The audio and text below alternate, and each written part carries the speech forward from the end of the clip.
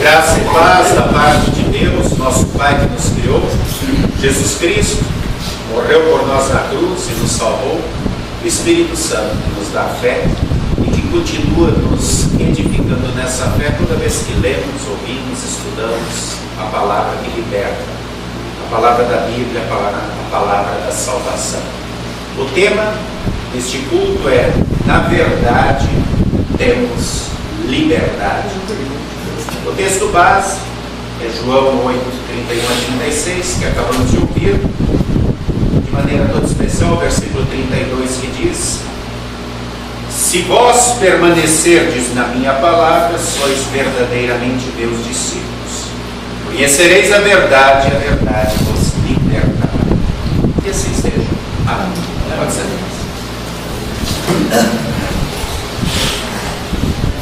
Queridos irmãos e irmãs em Cristo Jesus, o texto fala de liberdade, o texto fala de escravidão. Jesus está falando com os judeus e eles dizem que nunca foram escravos de ninguém. Não precisam ouvir essa palavra de liberdade, que não entendem exatamente o que essa verdade nos liberta, mas não tem sentido para eles. Jesus mostra que todo aquele que comete pecado é escravo do pecado e precisa de liberdade. Todos nós, nesse sentido, precisamos dessa liberdade. Quando nós falamos de escravidão, nós não entendemos muito bem o que isso significa. Já se vai longe o tempo da escravatura no Brasil. Em 1888 foi decretada a abolição da escravatura. Entretanto, existe ainda em nosso país, em outros locais, escravidão.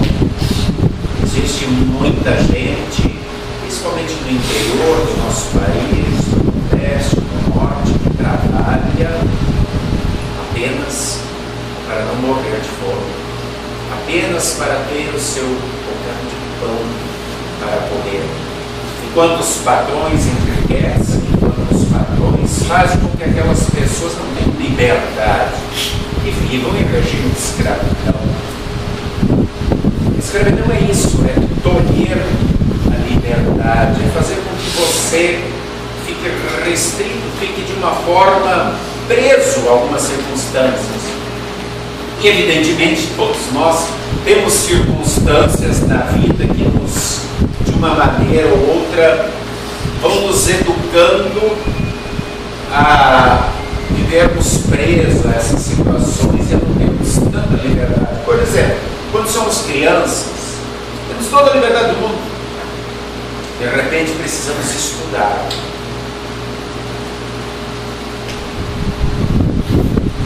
Já temos que nos enquadrar em certos horários.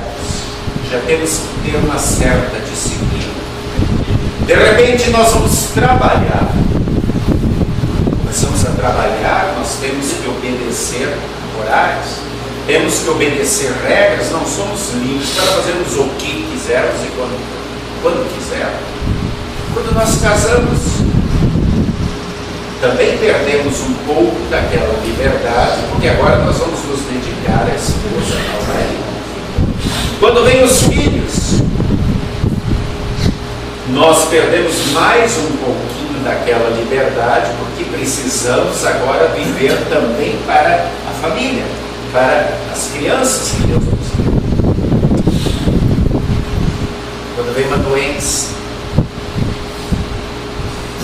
ficamos acamados, a liberdade também fica cerceada, nós ficamos presos à cama, impossibilitados. Ou seja, muitas e muitas vezes, em diversas circunstâncias, nós não somos plenamente livres. Mas a pior de todas as escravidões, e aqui se trata de uma escravidão real, verdadeira, e que condena à morte, é a escravidão espiritual. E é disso que Jesus está falando no texto de hoje. Todo aquele que comete pecado é escravo do pecado. pecado, ele nos arrasta, ele nos prende, ele nos acorrenta e nos leva para o inferno. Jesus veio exatamente para isso. Ele não veio de repente. Desde o início da criação da humanidade, quando Adão e Eva cometeram o primeiro pecado, Deus, por amor, já nos promete um Salvador. E no Antigo Testamento é chamado de Messias, de Cristo, aquele que virá. E todo o Antigo Testamento, o povo de Israel, o povo hebreu, vivia voltado para a vinda do Messias. E para se prepararem para esse grande acontecimento que os livraria, os libertaria dessa escravidão do pecado e que daria a eles uma outra alternativa, não ser o inferno, mas o céu, eles se prepararam. E havia uma série de leis e de ordenanças que eles cumpriam, as quais eles estavam amarrados, ou seja, sua liberdade estava ali, presa naquelas leis. Precisavam cumprir aquelas leis para que um dia fossem libertados completamente. E é por isso que o Antigo Testamento, quando Moisés dá várias leis, ele também dá uma ênfase toda especial ao sábado, dizendo: guardem o dia do sábado. E não era só para descansar. O dia do sábado, por causa do descanso de Deus, ele parou naquele dia a obra da criação. Mas a ênfase do sábado estava no agora, que vocês não vão trabalhar nesse dia. Vocês olhem para o Deus da criação. Vocês, de uma maneira, num momento todo especial, adorem a esse Deus, louvem a esse Deus, que tudo fez e que tudo continua fazendo por vocês.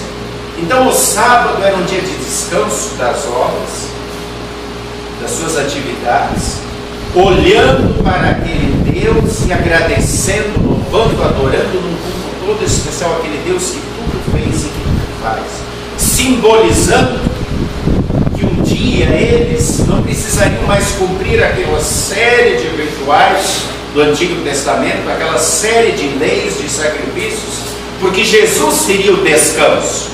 Jesus viria como cumprimento da antiga aliança para fazer uma nova aliança, dizendo: agora vocês podem descansar da lei, eu cumpri a lei em vosso lugar. E isso acontece quando Jesus vai no alto da cruz e ele está consumado. Acabou. Isso tudo que precisava, agora vivo crendo em mim. Tudo que existe de obras, de leis, de idolatria, esqueçam, eu sou a verdade. Eu sou o cumprimento da promessa, em mim vocês encontram descanso. O autor de Hebreus, no capítulo 4, ele coloca isso de uma maneira toda especial, dizendo: vocês que tinham o sábado como descanso, agora tem Jesus. Olhem para Jesus, vivam em Jesus, e um dia, quando chegarem à eternidade, vocês estarão face a face com Ele. Jesus estabelece uma nova aliança. Não mais aquela aliança do Antigo Testamento que começava com a circuncisão, uma aliança de sangue, e onde todas as vezes que alguém cometia um pecado tinha que trazer e sacrificar um outro animal, derramando o seu sangue. Todos esses sacrifícios apontavam para a vinda de Jesus, o Cordeiro de Deus, que derramaria o seu sangue na cruz. E ele o fez. E é por isso que a circuncisão é substituída agora pelo batismo. Não há mais derramamento de sangue. Como diz Paulo aos Colossenses no capítulo 2:12, nós não somos mais circuncidados na carne, porque agora somos batizados no Senhor. Batismo substitui a circuncisão.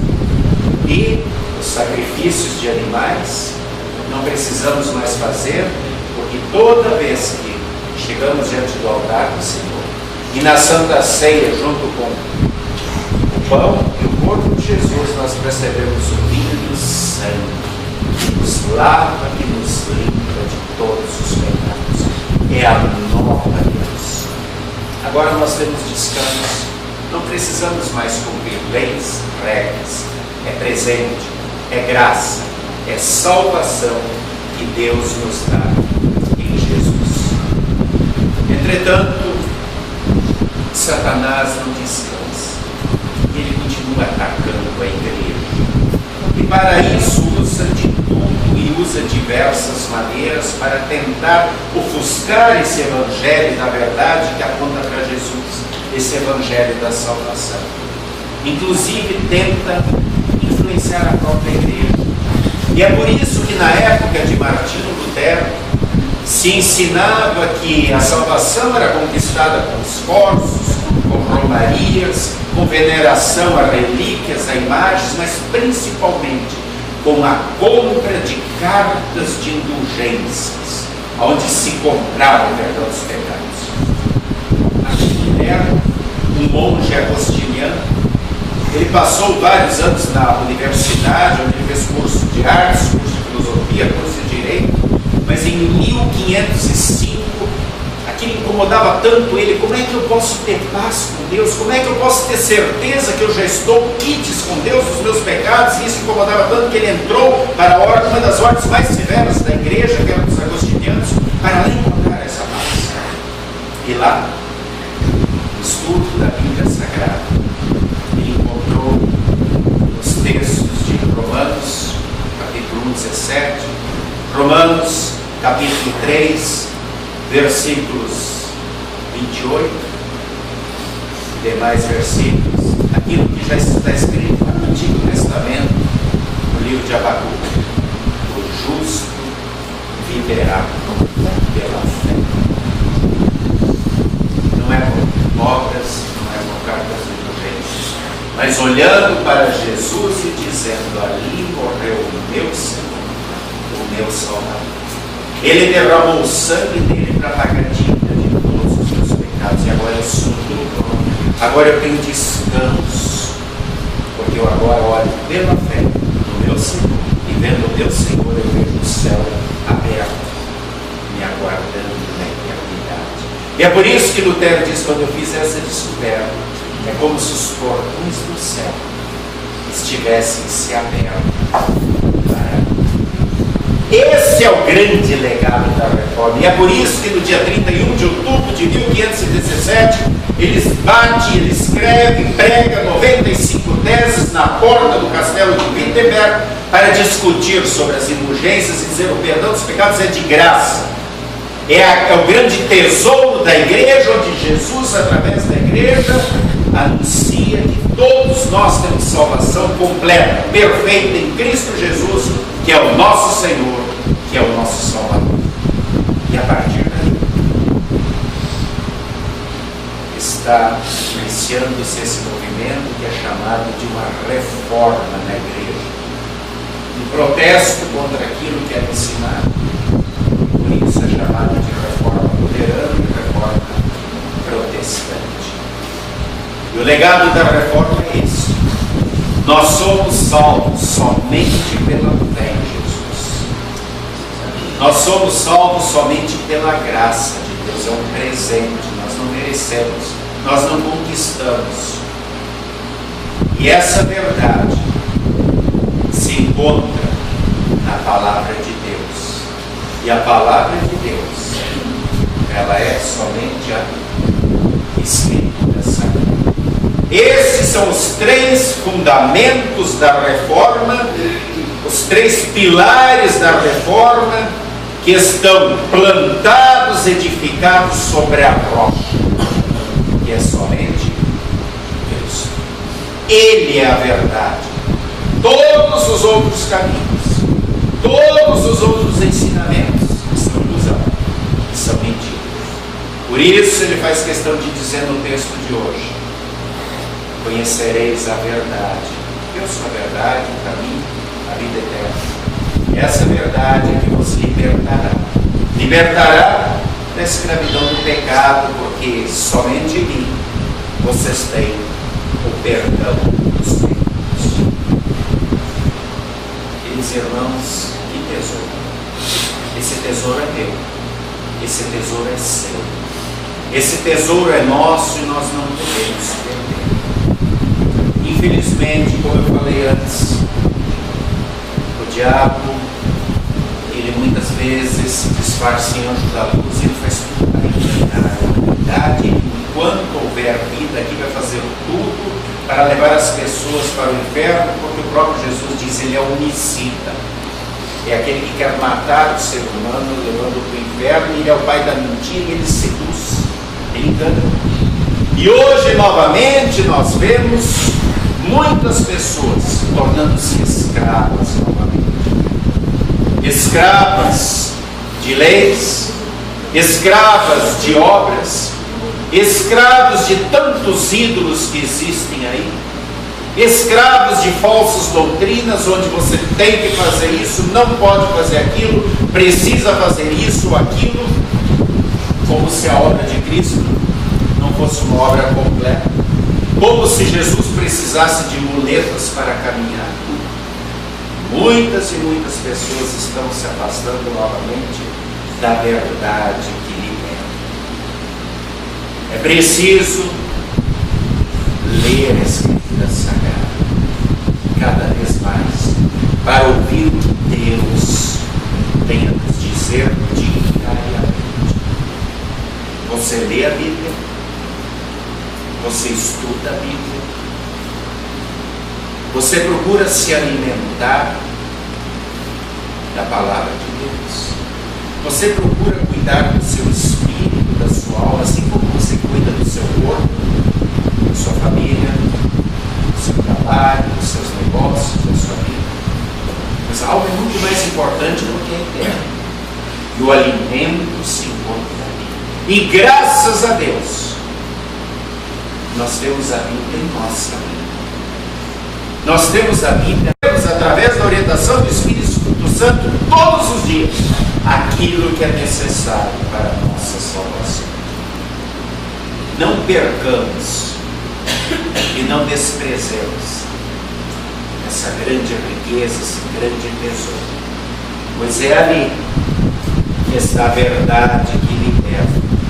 Só é livre do destino eterno do inferno quem vive Jesus, quem tem o perdão dos pecados em Jesus.